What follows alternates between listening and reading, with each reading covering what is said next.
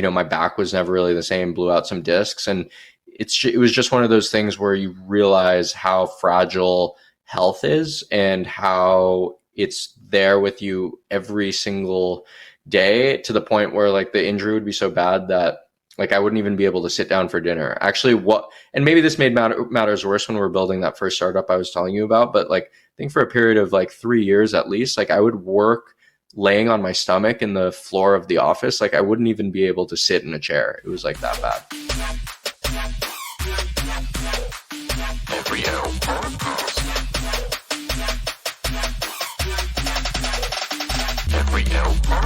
Welcome, ladies and gentlemen. I'm your host, Matt Brown, and you're listening to the Every L Podcast. Each episode, we'll have a different guest come on and talk about when life hands you an L, is it really a loss or is it something else? Because not every L is a loss. So sit back, relax, or do whatever you guys do to get comfortable as we get into this. Let's go.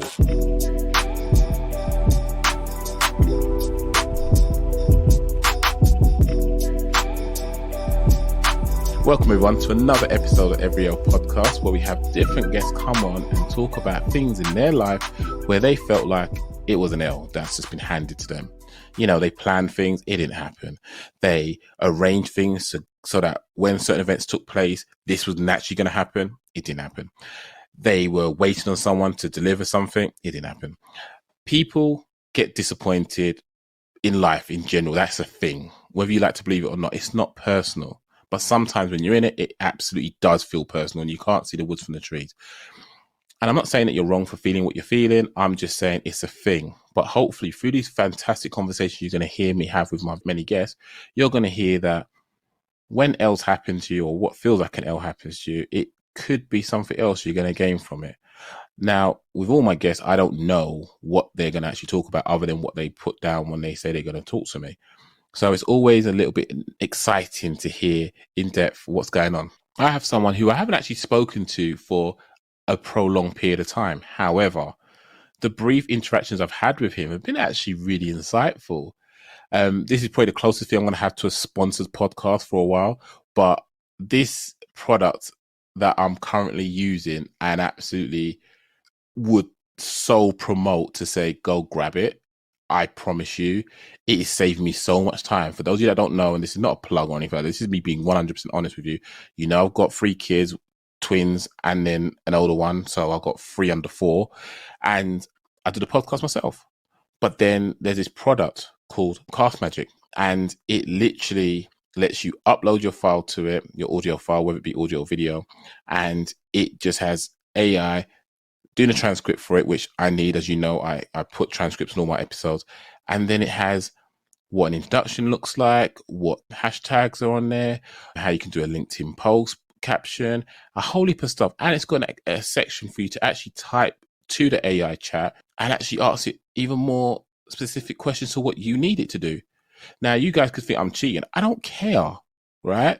I want to make this as quality as possible for you guys.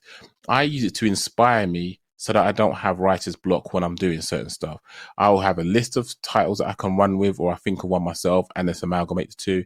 But it's one of those things where I'm not about to let my creativity stifle just because I'm being prideful of what I want to do all myself. And that's just not worth it. I'm all about trying to make this accessible to as many people as possible. And if I need to use technology to do that, then so be it.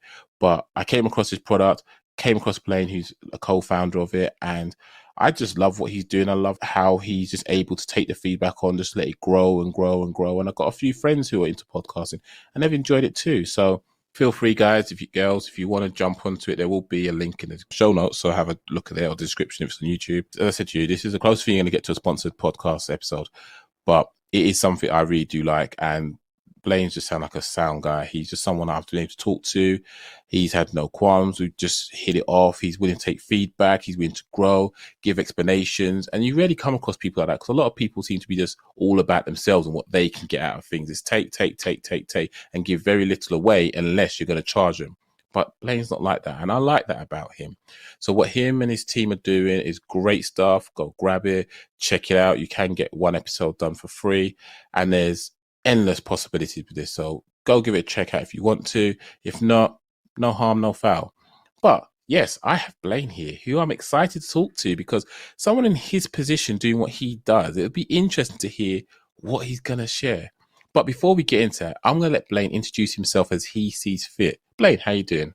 What's up, Matt? Well, thank you so much for having me on the pod. I think, well, one, fantastic introduction, but I also think it is kind of funny how we got to know each other and how I'm even here on the pod. We got to basically know each other through the app that I built and, through all our conversations directly through the chat and the Slack community and everything. So I'm super pumped to be here. But a quick little background about myself. I'm a startup founder based in Miami in the US. I've been in entrepreneurship for like 10 years now. This Castmagic is my third company that I've started building, and it's been a ton of fun so far. We just started building it recently, and Matt, you have the privilege of being, I think you were like one of our literal first customers in the door. The first feedback that we got was like, who's this guy Matt? So anyway, quick background about me, and yeah, thanks again for having me on the show. You're welcome. Thanks for coming on. So, as you hear from Blaine, I'll be honest with you, right? You guys can't see him. This guy's got a baby face. So for him to be doing it for 10 years, I'm just thinking he just came straight out of the womb and he started off doing some entrepreneur stuff. Like mum and dad were like, yo, you got to start contributing towards a house. So get going, son. And they're like, all right, cool, let's do it. So Boss Baby, as far as I'm aware, is based off a true story, Blaine's. So Blaine's put on here a couple of things he wants to discuss. The first one being success/failure of VC-backed company. VC being venture capital, right? Sure. Yeah. And Matt, I think before we even like get into that and specific topics, one thing that got me really excited to kind of talk about this stuff with you is just the idea of failure and how people approach it, in the sense that like everything's relative, right? So people can be at all different stages of their life. And I think part of the human condition is just like adjusting to whatever position you're in, and you're seeing some things as success and something as failure. So I'm sure there's a bunch of people who could listen to this podcast and be like, oh my God, like how is this what this guy considers a failure? Whereas others could listen to it and, see that as a total success. So I just, want to preface my entire conversation with saying that I understand that part of the human condition is everything is relative. And yeah, so I'd love to be able to talk about some things that are really tough to deal with on a human level, like injury and stuff like that anyone could experience, as well as some things that are, success/failure, what looks like success, but is also a failure, and how, maybe you want to get more out of things. So yeah, that's kind of how I'd like to lay the groundwork. And that's absolutely fine, because ultimately I'd like to think for those that have listened to episodes before, they understand that the topics are so vast and wide that it's just about whatever you vibe with, click on that and listen to it. If it's not your cup of tea, that's fine. Bounce, go to something else. But ultimately, success, failure is all subjective. It's all about personal perception. It's all about what you're trying to achieve. If you just stumbled into it and you're happy with it, sound. If you're not, then do something different. But ultimately, this is your truth. This is how you feel. And there's no harm, shame, or anything like that that's going to be passed against you. Because ultimately, this is where you're coming from. And what I find it interesting is that there are going to be people that sort of vibe with what you're saying. And it's a matter of you're telling your truth and saying, I was in this position. This is how I felt. And there's nothing wrong with that, because however a person feels in any given situation, that is personal to you. And who's got a right to tell you, suck it up or do this or do that? Nah, mate, do what you feel you need to do to cope with that situation and keep pushing through. And what I'd love about the many conversations I've had is that ultimately people have listened to these conversations, not being spoken to directly, maybe because you're just recounting your own experiences, but they're able to get some sort of inspiration or some sort of encouragement to say that they're not the only one going through X, and that someone else has, and potentially they're going to learn through something that you've done, but they haven't had to do yet to get that lesson from it. Totally. So, yeah, I appreciate you obviously laying that down, but, tell it as you need to. So feel free to go back to the top where you feel relevant and go on about how this worked out for you or didn't work out for you. Cool. So yeah, I think the first place to start, not the first real failure, but I think after I graduated college and entered the professional world and started building in startups, that's where you're kind of on your own and you're not subject to the rules of what school thinks or what, your sports team thinks, or et cetera. You're like subject to what the market thinks, right? So, rewind to, I had just graduated school. I was starting up a new company with a couple of my different friends, and it was going really well in the sense that we were able to like raise some funding. We had raised some angel funding. We're like really excited. We didn't really know what the heck we were doing, but we were saying, hey, we're on this journey together and we're going to start building a company. So the company that we started is known as, it's a company called Seated. What Seated is, it's a restaurant rewards platform where you download an app, you're able to book reservations to thousands of restaurants. And when you go to those restaurants, you get a reward in terms of amount of credit that you can redeem from big consumer brands like Starbucks, Amazon, Lululemon, all these different sort of brands. And today, Seated's doing really well. They're a Series C venture-backed company doing really well. But before we started and became Seated, we were a small group of guys building a random software company in Boston. And we started as a group chat app, right? So I think the first failure that we encountered was like the failure you get to in startups where you actually have to pivot because something's working, or maybe it's working, but not working well enough, where you actually have to acknowledge that, oh, hey, this isn't working as well as we had planned. Let's pivot, right? So we had raised a bunch of money. And this was around the time, like, think Snapchat was coming out and all these other social apps, GroupMe, et cetera. So we wanted to build an app that was basically where group communication happened, and then say, hey, if we can build where groups communicate, we can link into all these real world experiences and build this kind of marketplace of activities to do. And very quickly, we started to realize as first time founders, without making any revenue, or we had some traction in terms of usage, but we weren't the team to take this to market. So I think the first like wake up call was, oh my God, we have to totally change what we're doing.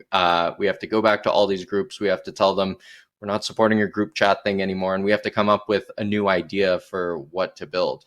So I think that first L came with the realization that we were building something that was like kind of working, but wasn't going to be as successful as we had hoped. And we had to totally change everything. We had to change the company name. We had to go back and explain to all our users who were like super confused about like, what does this restaurant thing have to do with the group chat? So yeah, I think that was the first L. And I think there's a lot more to that and where this goes as the company matured. But yeah, I think that was the first one out of the gates.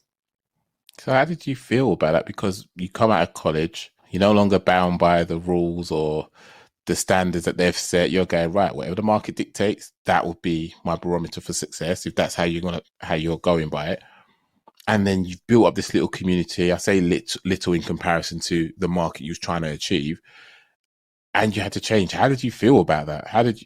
Obviously, collectively, it's important to know how they felt, but you as an individual, how did you feel at that point? I mean, it's tough, right? Because you are so used to, especially in school, it's easy to perform, and you like the rules are very fixed. And when it's the market evaluating you as opposed to like a fixed set of rules, it's a totally different game. So I think, yeah, I felt pretty shitty, honestly, at the time. It sucked, and I think the harder part was the fact that I had taken outside capital from people who like trusted me to like do something great. And so that feeling of this isn't working to like the timeline we expected and how we hoped, it felt really tough. Not just for me. It was like, sure, the money was one thing, but these were like all the people that had like trusted me my entire life, and they had like given me their own money to go try to build something. So that feeling was like really, yeah, it's really, really tough to kind of stomach. Obviously, we were in a position where we were able to pivot and successfully pivot out of it. But even that initial feeling of not doing exactly what we thought we were going to do, it was tough. That sounds interesting, because a lot of people have friends and other relationships, and it's all well and good until money's introduced to the equation. Then also it's like, you're cool, but don't ask me for money. Don't do that. The fact that you had to, or not had to, but you got capital from those folks that were kind enough to back you in your vision and your goals and your endeavors, what was the feeling you had? I can imagine you felt something inside at that point, but how did you handle that feeling that you felt? And did it impact you in terms of how you performed with your goals? Because I know personally that I'm a creative person. I guess I've always been that way. But you put me in a stressful environment, one where don't get me wrong, I can deal with stressful environments, but if it starts to impact me, it's sort of like all of a sudden my hot air balloon's got a lead balloon all of a sudden. I just can't take off. I am just grounded. And it impacts me. And that's why I need to sort of get over that before I can then fly off again and be my creative self. If I was in your position, potentially, I've got X amount of money that people have put into me to do what I need to do. That might then stifle my creativity from being able to find out how can I pivot and successfully do that to then return the money back to them and do whatever I need to do as promised. But how did you do that? How did you deal? And did it impact you in any way, shape or form? Yeah, I think what you bring up is a really good point. It's like sometimes when you need to be creative the most, like having that stress, it can be both a good thing and also like a really difficult thing to deal with, right? Because in some ways you do your best creative work when you're kind of uninhibited and you're able to just create and you don't have these like burdens of outside pressure and stress on you. And then other times stress becomes a motivator as well. Fortunately, and now, I can walk you through my second or third or however many other L before where it didn't work out so successfully. Fortunately, in that first scenario, I think we were just scrappy enough and we were willing to really just go far enough to do whatever it took to make it work, right? Like, I think part of what we were thinking was like, there is no scenario in which this can fail. And unfortunately, like a lot suffered, right? Like you mentioned, stress comes up, right? My health definitely massively suffered as a consequence to it. And that's being a 23, 24-year-old kid who had just finished university working on a first startup. Like, and people talk about stress, like stress is a real thing. And it had physical manifestations in my health, right? Like it wasn't just like, oh, you're stressed, like, take a nap or something like that. It's when you're living in a period of consistent stress over what ultimately became like 3 or 4 years before we really got the product moving. There were definitely physical manifestations of that stress. But fortunately, through a combination of brute force, trial and error, and doing everything we could to make it work, we were able to ultimately get the product to a point where it was able to stick. But we had to try a bunch of different things in the meantime. It wasn't just such a linear path. There were pivots through the first original product that we were building. And then there was a certain realization when we said, if we don't build a product that actually captures some sort of revenue or does something, that we're totally toast. And then we were able to say, hey, we had thought about this idea of connecting groups with local activities. Restaurants are something that people do all the time. We're going to actually just totally phase out everything that has to do with group chat.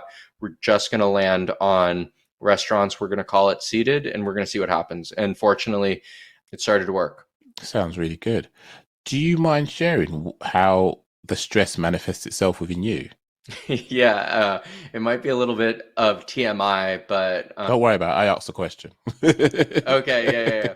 Yeah, I was bleeding in my, like, when I was having bowel movements, when I'd go to the bathroom, like there was blood, which is kind of a crazy thing. And then after I got it checked out and after I got it like taken care of and after the stress calmed down, it totally stopped. But like that was a very real thing. So did you go to the doctors about that? Yeah, I did. I asked a question because it sounds so bizarre having to say this, but it's well documented that men don't really go to the doctors when they're not 100%.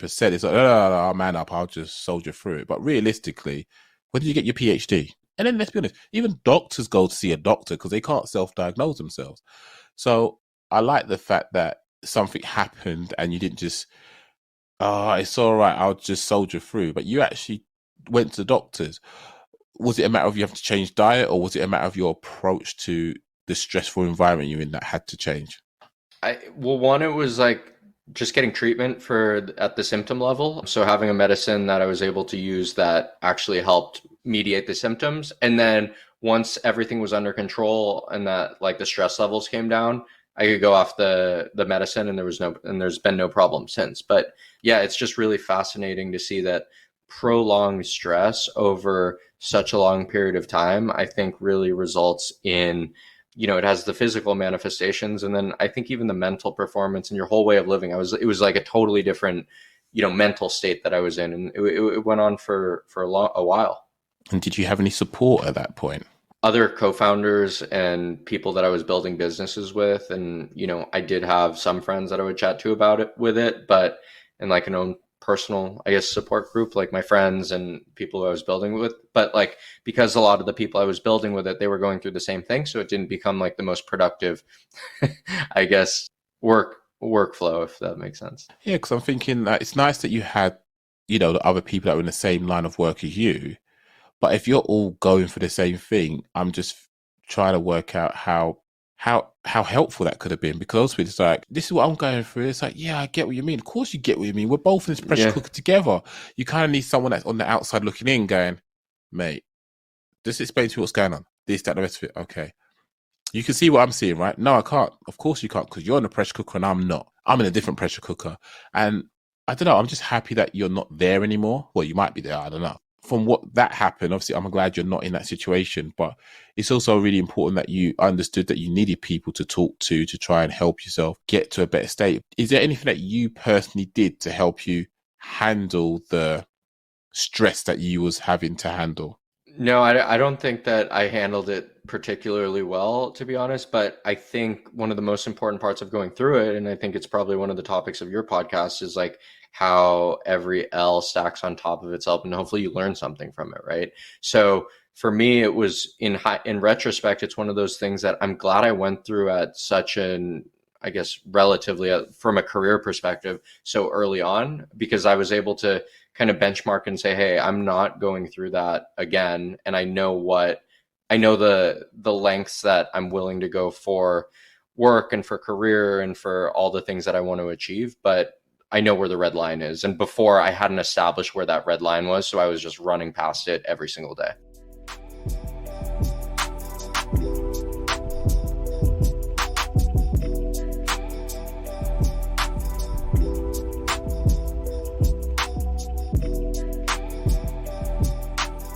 Glad you got something from it, because that just sounds brutal on so many levels. Don't get you wrong, the rewards are probably so sweet, but I guess that's why a lot of people are not as successful as they could be. And I say success, obviously it's subjective, because they're not willing to go through the hard graft to get that. It's like you got to eat so many lemons before you get something that's going to be nice and sweet. But hearing what you've gone through sounds so hard. And I guess a lot of us have probably had some ailments where we don't know where it's come from, but really we look and go, if I spoke to a doctor, they might say actually it's stress induced. You may not be doing activities that you used to, like sports activities, whatever it is, because you thought sit at your computer and just plow on or do whatever you do and keep doing more of it is going to fix it. And the reality is, no. I think something I've learned a while ago is no matter how much work you do, there's always more work to do. 100%. And if you're not taking time out for yourself, you're just going to miss it. You're just going to miss the point of what you're doing in the first place. You're not going to be able to pivot because you're too busy down that rabbit hole, just focusing on what you've always done. You're not taking a moment to pick up your head, look around and see where the landscape lies. Oh, my audience aren't there anymore. They're over here. Why are they over here? You don't know because your head's been down. But I am super happy to hear that's happened. So I'll ask you a question then. So as you said that, the L's end up turning to say that you learned about, if you could go back in time and speak to your younger self at, let's say, the worst point that it got for you, what would you have said to yourself to help you push through that moment, or to sort of say, hold up, you're really going down a wrong path? In hindsight, I would have probably told, or I guess the learning that I have now that I wish I knew then was that, like, this is not the end of the world and you can extract yourself from this situation and you'll be fine because you have tools and you can do it again and you can take another at bat.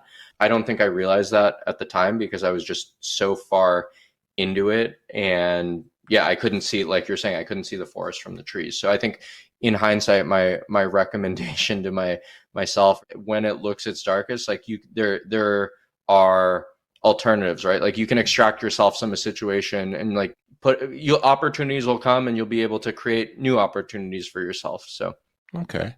So you've gone back in time. You said that to yourself. Would young Blaine heard himself? Do you think he would have listened to what you just said? 100% no. Love the honesty. So how do you think you'd had to have presented that information in order for your younger version of yourself to hear you and to take action?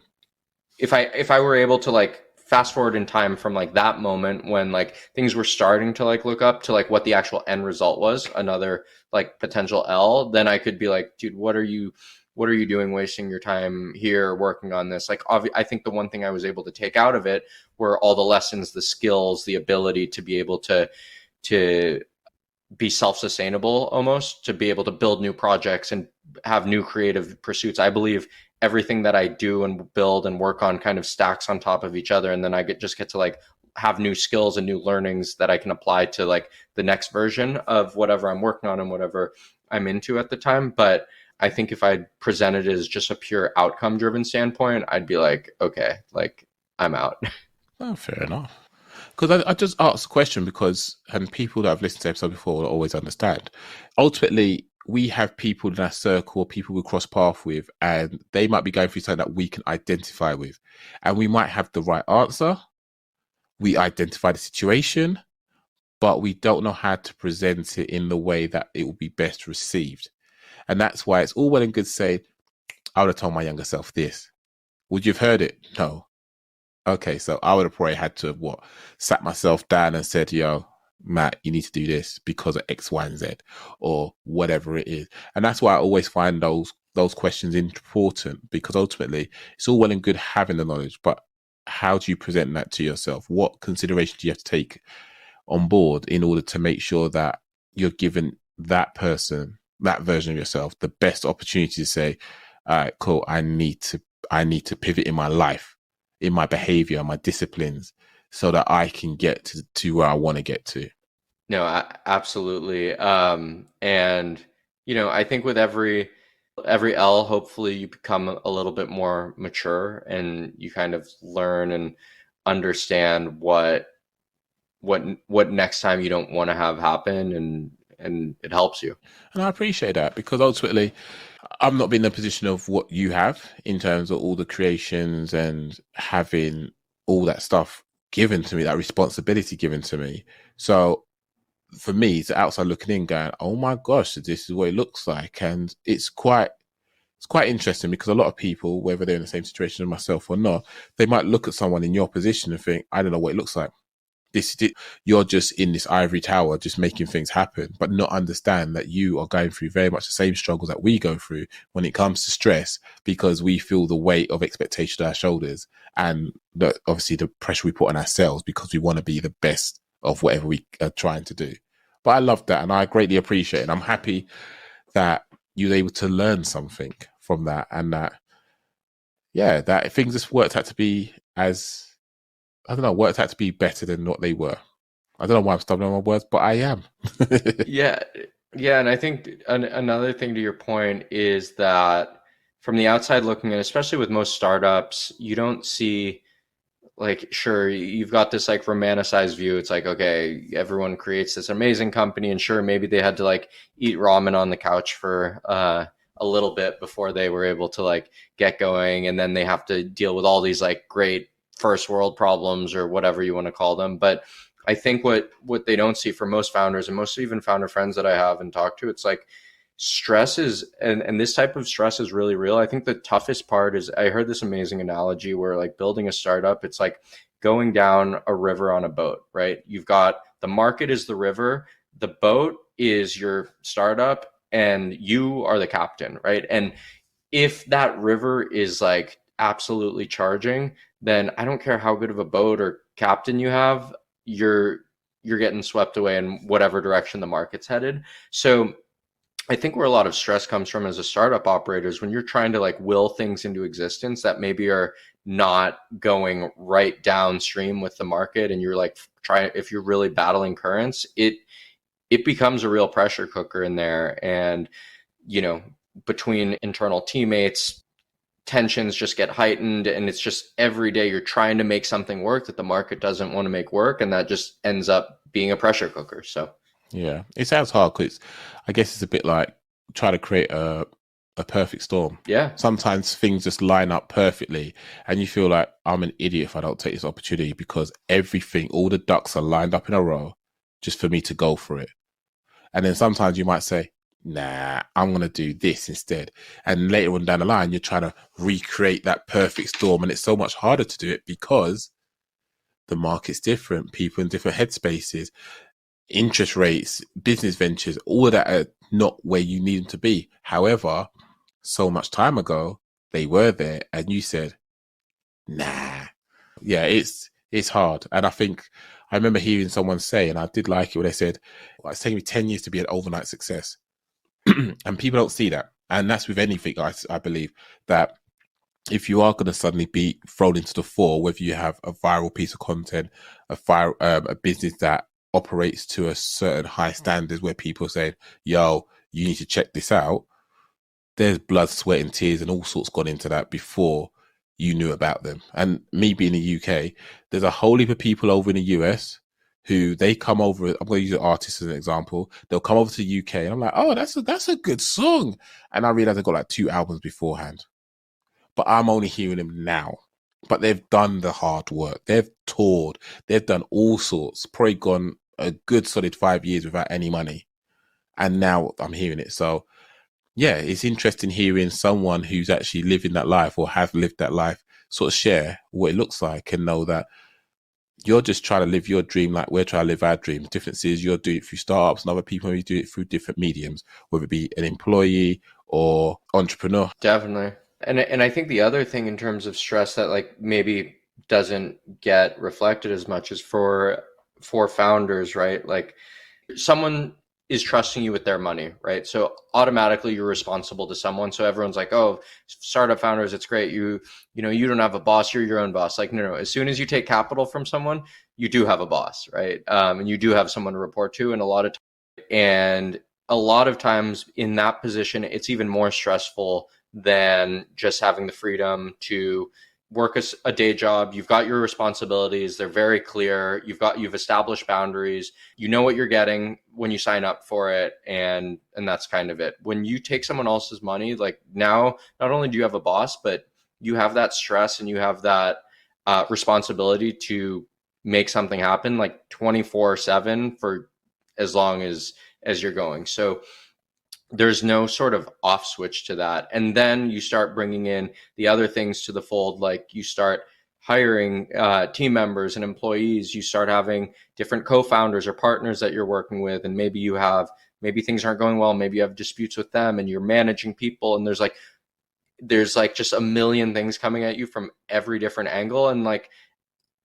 And on top of all of that, right, some businesses succeed, which is great, and those outcomes are, written about and everyone hears about like the successes, but a lot of those ventures fail, and that's like, that's real stress that a lot of entrepreneurs and founders are going through, where their business isn't going well, they're not making money, they're not making, I mean, a lot of times, like I would look at it if business isn't going well, it's like, what am I doing here, right? Like I could be making a decent salary working in tech at some other company, but like I'm taking on all this stress, I'm taking all this responsibility, and like for what, right? So I do think that there is a massive opportunity for upside for a lot of like people who are like building startups, and like you see all these successes that are written about, but like it's also not so glamorous if things don't totally go your way. So glass half empty, glass half full, right? True. Question for you. How do you manage your mental well-being? Because it sounds like you've got a lot of pressure on, and a lot of it requires discipline, because yeah, you don't have a physical boss per se because you are that boss. But again, like you said, you've taken money from someone, so straight away you've got a boss. How do you manage the day-to-day stresses of just operating a startup business? Yeah, so I think that's a really good question, and probably some of it is reflected in the way we're actually building Castmagic, right? So right now, Castmagic is totally self-funded slash bootstrapped, right? So rather than having VC partners or any other partners, like it basically started with me, and I know how to build different products, design, do marketing, growth, all that sort of stuff, and a partner that is a absolute coding whiz, right? So funny enough, he comes from a similar background where he's gone the VC route as well, but we both linked up and we're like, hey, we have the skill sets that it takes to build this sort of product. Why don't we build it without bringing in outside capital into the fold, and let's see what happens, right? Let's build a product that's compelling for the market, where the only people we have to be responsible to are our customers and ourselves. And it's been really refreshing. But that obviously doesn't change necessarily the day to day. You have so much stuff that you want to build, everything that you want to get done on a daily basis. But I think in terms of how we're thinking about it, it changes the bar for what success looks like, right? In the venture world, it's a zero sum game where you're either a unicorn $1 billion company or you are worth nothing, right? Like there's very little in between. Whereas here we're saying, you know, why don't we just build what feels right for the market that we're in and the customers that we have, and build it as fast as we can with the resources we have. And hopefully that, does a little bit in terms of providing us with a reasonable work-life balance, in the sense that, success and failure aren't so binary. So you've just basically removed having too many components to it in the first instance and managing what you can manage. And if you need to offset anything, then so be it. Is that right? Yeah. Yeah, absolutely. I think, like you said, it's just another variable, right? When you introduce outside funding into a business, a lot of your time in the business is now you're not just thinking about your customers, and you're not just thinking about yourself and your employees. You're also thinking about your other financial partners who are sitting at the table with you. And again, that's not to say that we won't eventually be in a position to be there, but we felt like we didn't need to put any undue stress on the business this early and introduce that, where I can spend all my time now worried about my customers like you, and I can spend time talking with you instead of talking to other people and convincing them why investing in me and Castmagic is a great idea. And then, spending time reporting on them. Well, here's the state of your investment. So that's just kind of a quick little breakdown of that. Fair enough. No, I appreciate it. So let's go on to your second L. So the second L you want to talk about is back injury at a young age. Yeah. So I'm thinking, you guys play American football over there. I'm thinking it's something like that, because baseball, ice hockey potentially, but I'm thinking American football's where that happened. Am I right? Am I wrong? Well, I mean, I'm very flattered that you would think that of me. I'm a little too skinny for American football. I was a track and field athlete all through high school and college, and I was a high jumper, triple jumper, long jumper, and all these things are take a physical toll on your body. And when you're young, like, you're all about it. And as you start to like get a little bit older, you're like, oh my God, those are really, really, really high impact sort of maneuvers that I was like doing on a really daily basis. So ultimately it caught up with me. And yeah, I think it was like sophomore year in college, I had an accident, and my back was never really the same, blew out some discs. And it was just one of those things where you realize how fragile health is, and how it's there with you every single day, to the point where like the injury would be so bad that like I wouldn't even be able to sit down for dinner. Actually, and maybe this made matters worse when we were building that first startup I was telling you about, but like I think for a period of like 3 years at least, like I would work laying on my stomach in the floor of the office. Like I wouldn't even be able to sit in a chair. It was like that bad. So yeah, that was definitely an L. And yeah, I guess that's like the definition of an L. And I'm glad I'm past it, to the point where I'm like totally mobile and athletic and confident now. But yeah, it was really tough. So can I ask, what was it that you did that did your disc? I take it as like your disc in your back. Yeah. So I was in a car crash. I was involved in a car crash. It wasn't a crazy car crash. It was just enough to like aggravate things a little bit. And then from there, it was just a sequence of small events, like a series of events. I can think of like 10 off the top of my head where I would do something little and then it would like maybe do a like little micro tear to the disc or something. And then it would put me in bed for like a day. And then the next time I'd do something else, like I was deadlifting one time and boom, then I'm in bed for a week. And then golfing one time, went down to pick up like a tee off the ground, boom, in bed for a month. So like it was just a series of things that all kind of emanated from probably a little too much impact like throughout my like youth and in athletic career, and then like a car crash started the whole chain of reactions, if you will. Well, I'm happy to hear that you're okay from the car crash because that's not nice at all. But after you had the car crash and you went to the doctors, did they not tell you about you might not be able to do as much as you used to do athletically? Yeah, car crash, that was the end of my collegiate athletic career. It was okay. It was like in hindsight, it allowed me to spend more time working on other creative pursuits that I equally enjoyed to track and field and athletics. But yeah, I definitely knew that I had to cut down and I did cut down. I just think that your health, right? Like once things start to go, sometimes they compound on top of each other. And that was one of the things where, as soon as it started to go, it was like I could never get back to I was never going to get back to like where I was before the injuries, but I couldn't even get myself to like a comfortable place where I'd be, just happy to kind of live my life.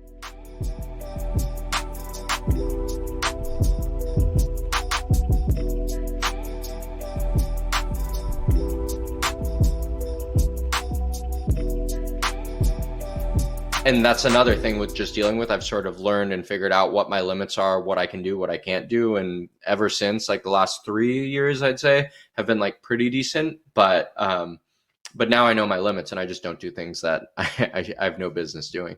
That's interesting. So you was really into athletics before, wasn't you? Before the car Yeah, accident. definitely. How did you feel knowing that that was no longer viable for you after that car crash?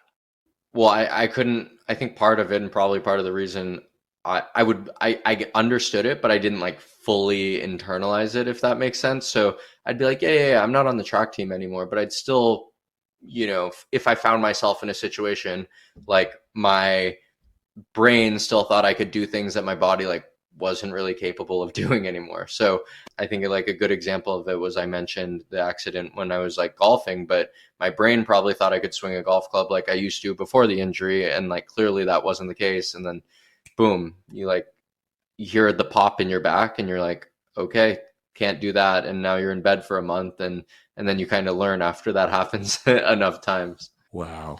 Because I'm thinking like way back when I was in school, I used to have athletics and whatnot.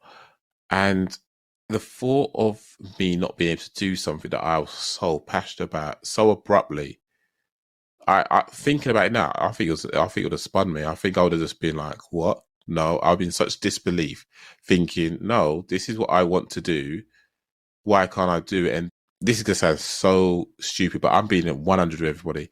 When I have a slushy and I get a brain freeze, I promise you, I go back and think about all the steps I took that led me to that decision to buy that stupid slushy and slurp it the way I did, that caused me to have the brain freeze that I've got. If I was in your position, I'm thinking I would then go, why the hell did I get in this car? Why did I have to go to this place I never reached? All of that stuff would have probably played on my mind. Because I'm that type of person, did you experience any of that? Or was it just, it is what it is, let me just get on with it as best I can? No, definitely a little bit. Kind of some part being like, why the hell did you have to do that? But then at a certain point, you're kind of just like, all right, well, the the milk is spilled. Like, what do we do now? And yeah, so I think regret's definitely a big part of it for a while. But then at a certain point, you have to kind of come to terms with it and be like, well, there's no going back and fixing it. So like, what do we do from here? But then the fact that you still did a number of things where you aggravated your back. So what I'd say there is I did a number of things, but they were all like different, right? So it wasn't like I hurt my back with like the golf swing and then I did that again. Cause like, no, I learned that lesson. I took that L and I learned that lesson. So it was more like I would do other things that I didn't think were gonna catch up to me and get me, and then they would. So Okay, so that's easier to understand. Didn't know if it was just you sort of acted out in rebellion, just going, no, mate, I'm doing what I want to do. So in that regards, did you have any support to help you process this, to help you adjust to it? Because I'd imagine after the car accident, was you bedridden for a while? yeah, for a little bit. Yeah, I think and it's just so funny to like look back in hindsight because my dad, he also had a bad back, and he's a surgeon, and so he knows this better than anyone. So he was kind of the one who would always like help me through it. But the funny part was that before that, I mean, he was like telling me, he's like, you shouldn't be doing track, you shouldn't be doing this, you shouldn't be doing that. And obviously, like, you don't you don't learn. I feel like, well, maybe not you, but like I didn't learn until I made those mess ups myself. Like no matter how many times he would tell me, he'd be like, you don't want back pain. Trust me, you don't want to have to deal with back pain. You don't want to do this. You don't want to do that.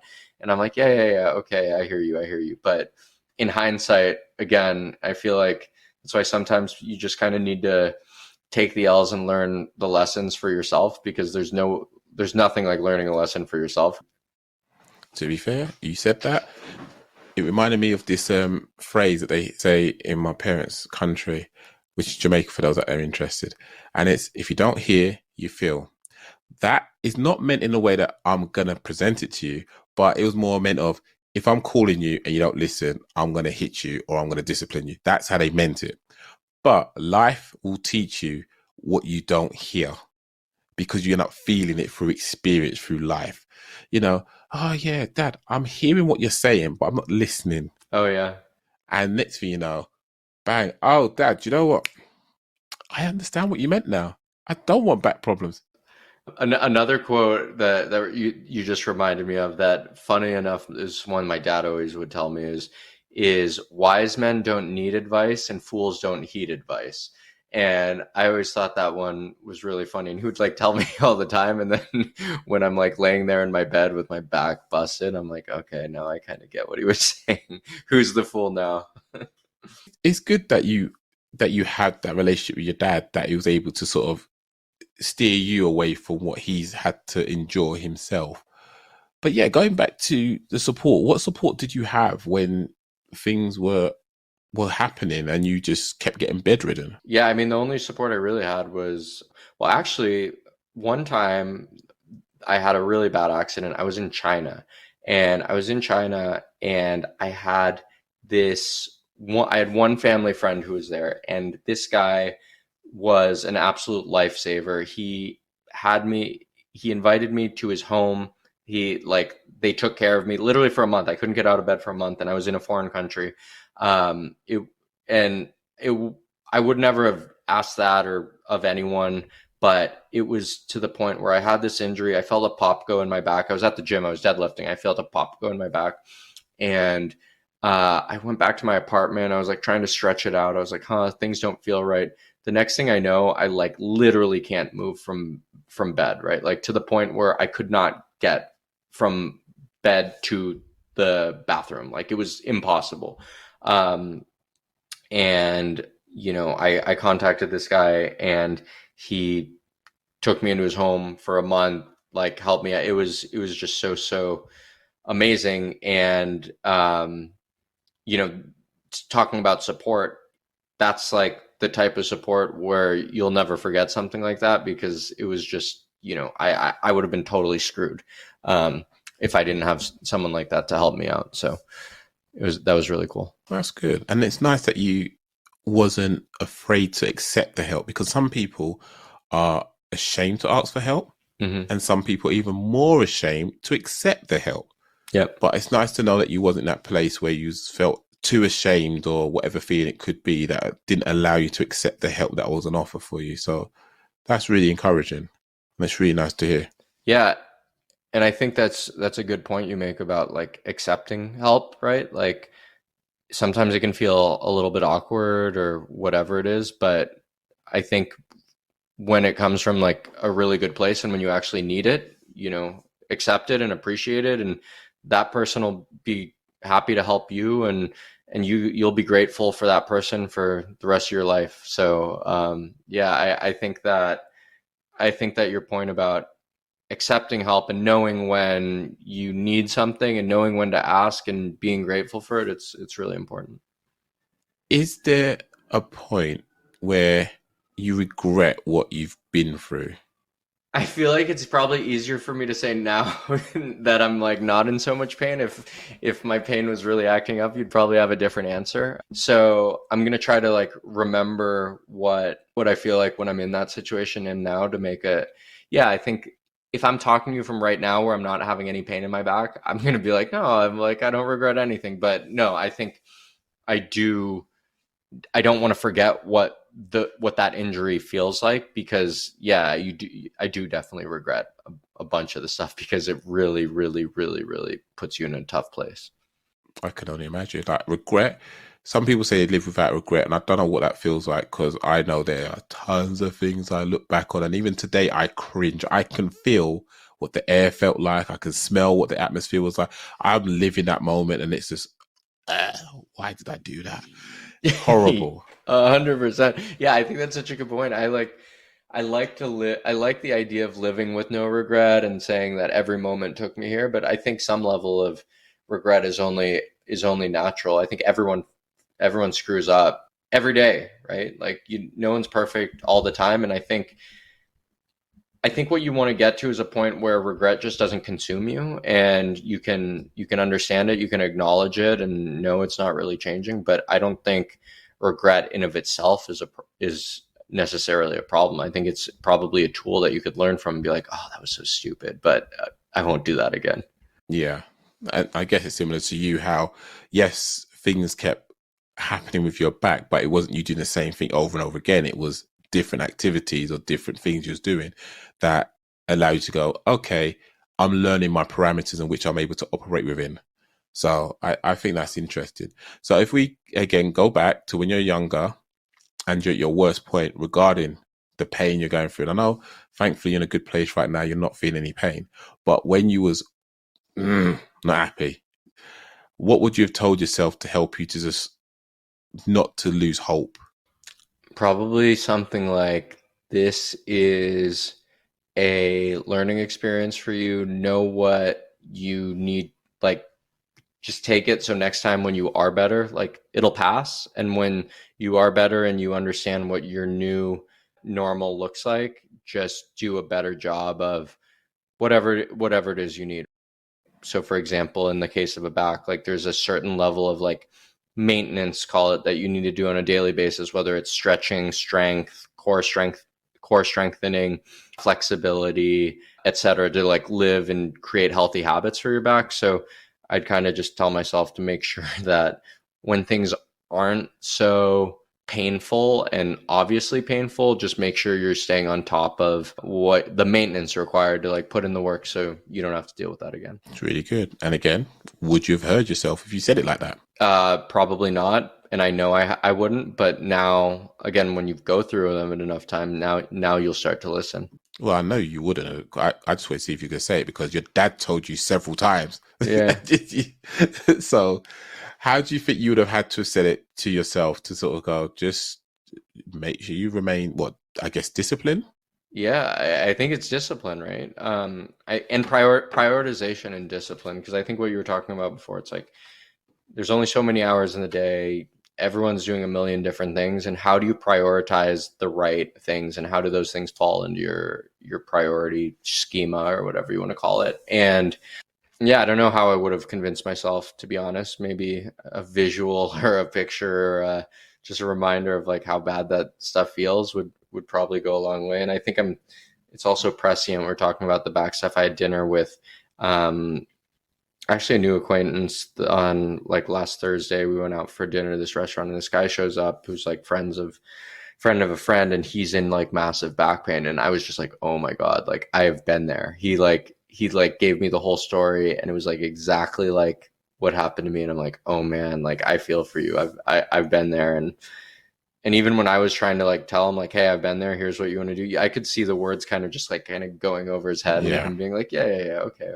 But And I think that's what's important about having these conversations, is sort of raising awareness to the things that we all go through, and just showing the human side of us all that allows us to have empathy, to know that what we're going through can be extremely painful, but no one really knows it unless they're living a day in our shoes or walking closely with us. And an analogy I like to use is driving. A lot of us either drive or are in a vehicle at some point in the day, but because everyone is expected to know the rules of the road, when they don't follow it, we get upset. We make the assumption, oh, you're this, you're that, and you're not meant to be on your phone, you're not meant to be doing this. But then we don't know what's going on in that car. The person might have had a phone call from their child's school, and they're just rushing to go and get them, or they open the door not knowing that you're behind because they didn't check. They had a senior moment, if you want to call it that. And everything has their own things going on, and we're not always kind or willing to acknowledge that. So when someone does say to you, "Ah, are you struggling? Your car stalled. Don't worry about it. You got to put your foot down the clutch and then you turn it on that way." Oh, that's empathy. But sometimes people want to listen to it. Some people don't, because they feel some sort of way. Don't tell me how to drive my car. It's my... All right, cool. So that guy who had the back pain, you had instant empathy with him. But then you probably, and I'm sorry for assuming here, but you probably felt like your dad talking to yourself when you was younger, going, "Oh, you want to make sure you do this." You're watching, going, "That's exactly how I looked. 100%. Exactly how I looked." You called it. You called it. But it was actually probably good for me to go through that, seeing that guy and seeing again the words kind of go over his head, because that's just a reminder to yourself that, or to myself, that hey, if this happens again, like you really need to be on top of it, because you're not even going to listen to yourself almost. So it's like you really have to, if you feel a certain way, you really have to like double down on it. No, I appreciate that. So you're saying that L was just another lesson? Yeah, that was a big lesson. I think that's a lesson that stays with me all the time. But there's also, those are two big L's, I guess, that are more, hopefully a little bit more relatable, in the sense that people get injured frequently and have health things that everyone's dealing with, and people have business and work stuff that they're dealing with. But I think I just think the way I like to think about L's are like, I've got them every day on various different scales. And every time you can take one of those and use it as like a learning experience, or help you inform something that you're going to do in the future, it becomes like really productive. And it just makes for a better, easier, simpler sort of existence. So yeah, I'm all about taking some L's every once in a while. Mate, I'm there with you, because sometimes trying to be 100% of the time is exhausting. I'll probably last 4 hours, if even that, and I'm spent, can't do anymore, because it's just how you meant to deliver the perfect line, the perfect phrase, I'm done. I'm done. Something's not gonna work, and then that's me not being perfect. So it's a lot, but I do appreciate you jumping on, and I just love the fact that listening to you share about the startups, how things were, the different pressures you had. I think it's very underestimated how much that resonates with a lot of people that may not be in that same capacity. Because at work, if you're really passionate about your job and you're working under a boss that isn't maybe the best type of boss, they're not a leader, you can feel like you've got all this pressure, you're doing the best you can, but there's no real traction. It's just frustrating. And then you've got these other people under you who you're getting all this stuff dropped on you saying, make your team do this, and you're trying to make them do it, but you can't justify it because you're not the person that's allowed to be able to justify it. You're just told in the nicest possible way, when I say jump, just say how high and just do it, please. Just don't argue. And it can be a lot of stress. But yes, they feel like they got all the perks and it's an easier life per se, but it's still a pressure. And the stress could have manifested in the way that yours had manifested. But it's nice to know that you are still human. You are still going through your doing. And a lot of the time, people that are self-employed, they become self-employed not to work a 40-hour-a-week job. Ironically, they work a lot more than 40 hours a week to get that freedom.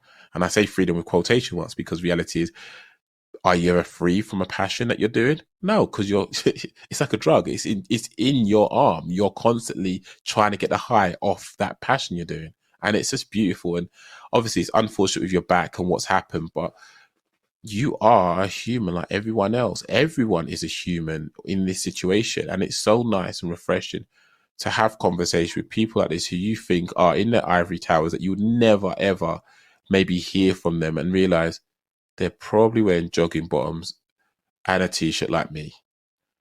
And they go through the same things I do. And they're still worried about the same things I'm worried about. And it's just super refreshing. So I greatly appreciate you jumping on. What I'm going to ask you to do for the next 2 minutes, use that time to selfishly plug you, whatever you got on, and where people can reach you. Awesome. Well, so what we're working on now, I think we alluded it to a little bit before, is Castmagic. So AI has come out and it's a really transformative technology. It enables people like me, like anyone else who's building software tools, to just be really, really productive. So we found a really cool use case for podcasts and voice, basically turning voice and podcasts and audio into long form content. So we're building out that startup. It's called Castmagic, and where you can connect with me personally, I'm on Twitter at bbolus4, got an Instagram at splashes of sun, and yeah, and I'm on LinkedIn as well. So Blaine Bolus.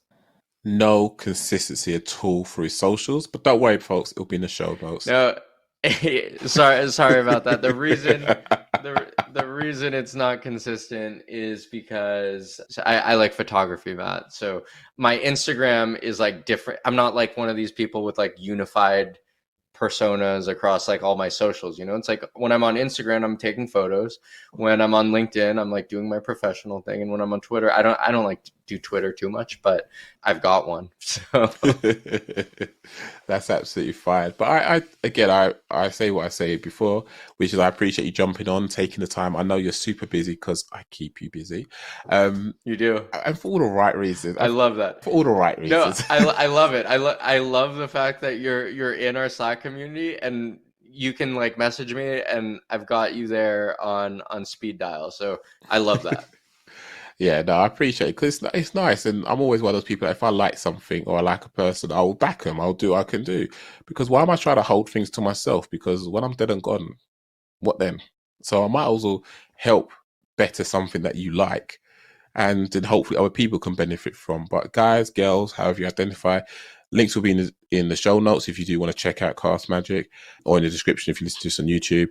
I'd hope you guys got something from this, because ultimately this just shows you that we are all human. You prick us, we will bleed red, unless someone's had way too much energy drink. I don't know.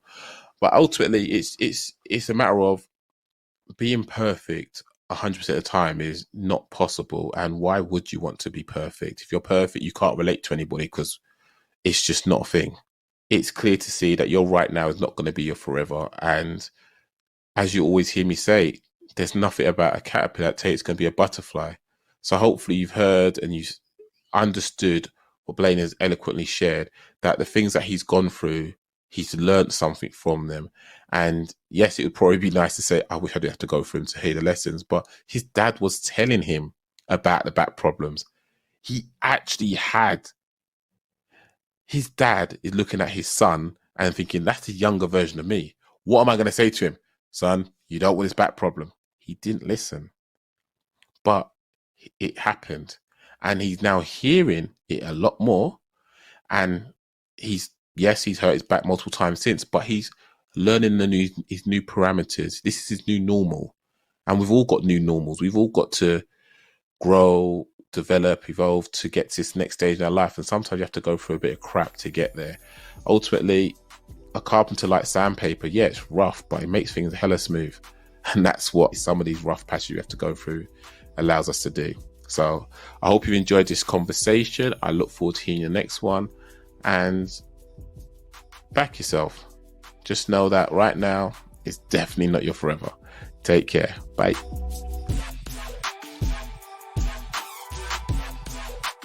Every L podcast.